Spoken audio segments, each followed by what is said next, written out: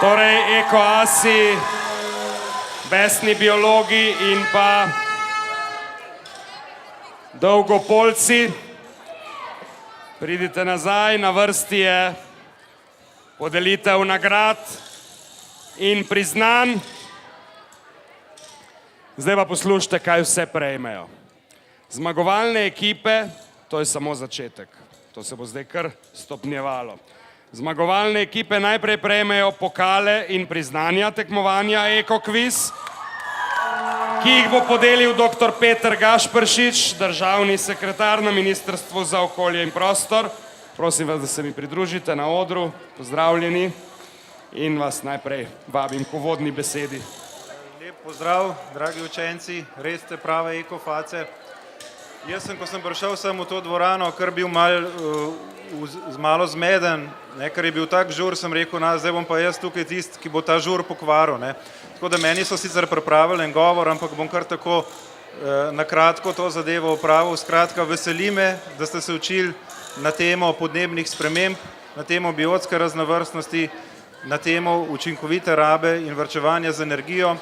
Jaz upam, da boste pridobljeno znanje s pridom in uporabili v svojem nadaljnjem življenju in še prispevali, da bo ta naša Slovenija še lepša. Vsem čestitam, ki ste se uvrstili na to državno prvenstvo, še posebej pa zmagovalnim trem ekipam in njihovim mentorcem. Tako da iskrene čestitke še enkrat in hvala. Hvala vam. En aplavz.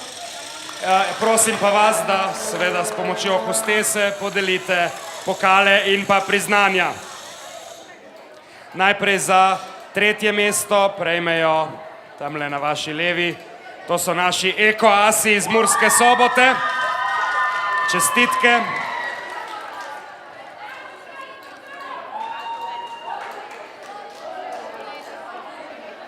Matjaž, Rebeka in pa Nika so to.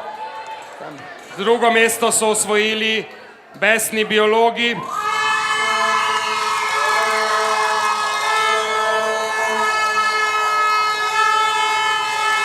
Osnovna šola Martina Krpana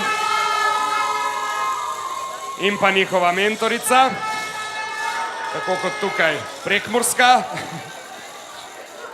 In pa zmagovalci EkoKviza 2010-11 so Osnovna šola Šturje Ajdovščina, Dolgopolci.